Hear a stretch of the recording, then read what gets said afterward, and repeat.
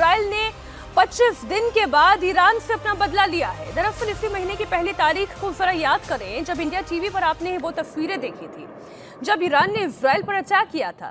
Iran ने करीब 200 ballistic और सुपरसोनिक मिसाइल से इजरायली सैन्य ठिकानों को निशाना बनाया था। इजराइल के प्रधानमंत्री नेतन्याहू ने उस वक्त क्या कहा था, जरा याद करें। ईरान ने उस पर हमला करके बहुत बड़ी गलती कर दी है, इसका जवाब मिलेगा और करारा जवाब मिलेगा। और अब पर जवाब दिया है। इजरायली हमले में ईरान को कितना और क्या क्या नुकसान हुआ है, उसकी भी डिटेल्स धीरे धीरे करके सामने आ रही हैं। इजराइल के एयर स्ट्राइक की खास बात यह है कि इस बार निशाना सिविलियंस को नहीं बनाया गया, बल्कि ईरान के सैन्य ठिकानों पर अटैक किया गया। और किसी भी देश को यही करना चाहिए। अगर दो देशों की सेनाओं के बीच में जंग की बात है तो आम नागरिक को निशाना नहीं बनाया जाना चाहिए। इजराइल ने ईरान को उसी की भाषा में जवाब दिया। 1 अक्टूबर को ईरान ने भी इजराइल के सैन्य ठिकानों पर हमला किया था। इजराइल ने इसका बदला लिया है। इजराइल ने ईरान के मिलिट्री बेस को तबाह किया। तेहरान में IRGC स्टेशन पर हमला किया गया। तेहरान के याफ्ताबाद एक इलाके में IRGC बेस एस्टैब्लिश है, उसे हिट किया गया।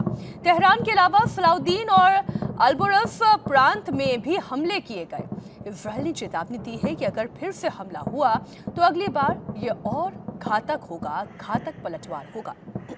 शोएब हमारे साथ जुड़े हुए हैं। मैं जल्दी से एक रिएक्शन शोएब पहले आपसे ले लूं। ये जो ईरान की अब कोशिशें हैं वो क्या होगी?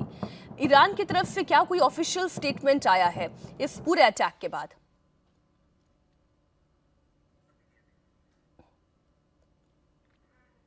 ईरानी सरकार की तरफ से कोई स्टेटमेंट आता है क्या और उसकी तरफ से क्या कहा जाता है?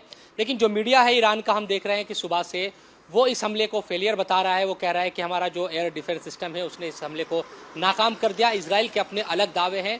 हालांकि नुकसान कितना हुआ है, किस तरह का नुकसान हुआ है, इसके बारे में सही जानकारी अभी किसी के पास नहीं है। सिर्फ दावे किए जा रहे हैं। इजराइल की तरफ से भी ईरान उसको नकार रहा है। लेकिन ये बात सही है मीनाक्षी कि एक संयमित हमला था, इसलिए क्योंकि अगर इजराइल का ये मकसद होता कि जंग को अगर बढ़नी है तो बढ़ जाए, तो फिर वो जिस तरह की बातें इजराइल की तरफ से पहले कही जा रही थी कि जो न्यूक्लियर साइट्स है और इसके अलावा जो ऑयल रिफाइनरीज है उन तमाम जगहों पर हमले करेगा। हालांकि अमेरिका ने मना किया था इजराइल को कि इस तरह के हमले ना करें, और इजराइल उन तमाम चीज़ों पर अमल करता भी इजराइल दिखा। और उन्होंने जो ईरान के सैन्य ठिकाने हैं सिर्फ उनको ही निशाना बनाया। इसी का ऐलान भी इजराइल की तरफ से किया गया। तो इजराइल ने ये हमला यकीनन जिस तरह से ईरान का हमला इजराइल पर हुआ था उसके बदले के तौर पर किया। हमला ज़रूर किया, लेकिन इसको एक संयमित रखा, इसको इसने से रखा कि अगर कहीं न्यूक्लियर जो साइट से वहाँ पर हमला किया जाएगा और दूसरी जो साइट से उन पर अगर हमला किया जाता है तो इससे युद्ध का जो दायरा है वो बहुत ज़्यादा बढ़ भी सकता है। अब ईरान को सोचना है कि वो इसको यहीं ख़त्म करता है या फिर सीधे तौर पर एक जो लड़ाई अब ईरान और इजराइल के दरमियान सीधे अटैक की चल पड़ी है, क्योंकि सरहद तो मिलती नहीं दोनों देशों की। ऐसा तो है नहीं कि पैदल या फिर ग्राउंड पर आकर दोनों देशों की सेना लड़ लेगी। अटैक का एक ही साधन है कि हवाई हमले होंगे, चाहे वो रॉकेट से हो या फिर एयरफोर्स के जरिए हो, वही दोनों देश करते हैं। ईरान की तरफ से बैलिस्टिक मिसाइलों का इस्तेमाल किया गया था जब इजराइल पर हमला किया गया। वायुसेना का इस्तेमाल इजराइल की तरफ से किया गया है और दूसरे मिसाइल भी दागे गए हैं, वो भी इजराइल की तरफ से किया गया।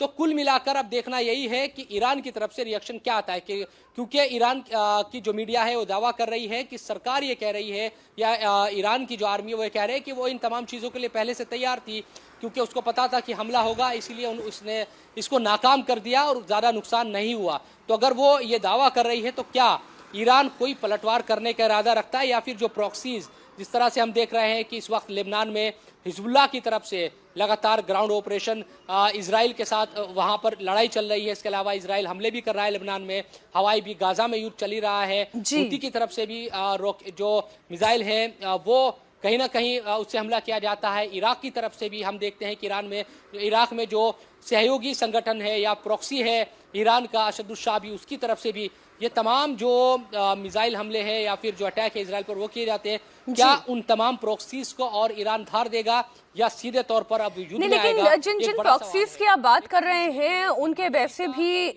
जो सुप्रीम लीडर्स हैं उनको इजराइल खत्म कर चुका है, तो इसलिए प्रॉक्सीज की भी कमर तोड़ चुका है इजराइल। ऐसे में ईरान का अगला कदम क्या होगा, ये बड़ा देखना दिलचस्प होगा। बहुत शुक्रिया शोएब आपका पूरी जानकारी के लिए। इजराइल के हमले में केवल ईरान ही नहीं बल्कि पूरा मिडिल ईस्ट इस वक्त धुआं धुआं हो गया है। इजराइल ने ईरान के साथ साथ बगदाद और सीरिया पर भी बमबारी की है। बगदाद के बसरा में इजरायली एयरफोर्स ने ईरान के प्रॉक्सी शिया मिलिशिया को टारगेट किया है। सीरिया के दमिश्क में भी इजरायली एयरफोर्स ने कई एयर स्ट्राइक करके ईरान के प्रॉक्सी मिलिशिया को निशाना बनाया है। इजराइल कितने फ्रंट पर वॉर लड़ रहा है, एक रात में उसने कहां-कहां अटैक किया, उसे जरा इस मैप से समझिए। ये मैप इस वक्त गाजा में देखिए हमास के ठिकाने पर, जहां पर इजराइल की बमबारी लगातार जारी है। हमने वो लिखा हुआ है, आप इसे पढ़ें। लेबनान में हिजबुल्लाह पर भी इजराइल जमीन और आसमान से हमला कर रहा है। कल रात इराक में भी इजराइल ने एयर स्ट्राइक की। फिर सीरिया में भी ईरानी प्रॉक्सी को निशाना बनाया गया, मिलिशिया, जिसकी जानकारी हमने आपको दी। और इन सबके बॉस ईरान को भी ये बता दिया कि इजराइल को जो छेड़ेगा इजराइल उसे छोड़ेगा नहीं। तो चाहे आप इधर देखें गाजा की तरफ, सीरिया की तरफ, लेबनान की तरफ, और अब ईरान, सोचिए जरा वहां तक पहुंच चुका है इजरायली एयरफोर्स। इजराइल के इंतकाम के बाद मिडिल ईस्ट में खौफ पैदा हो गया है।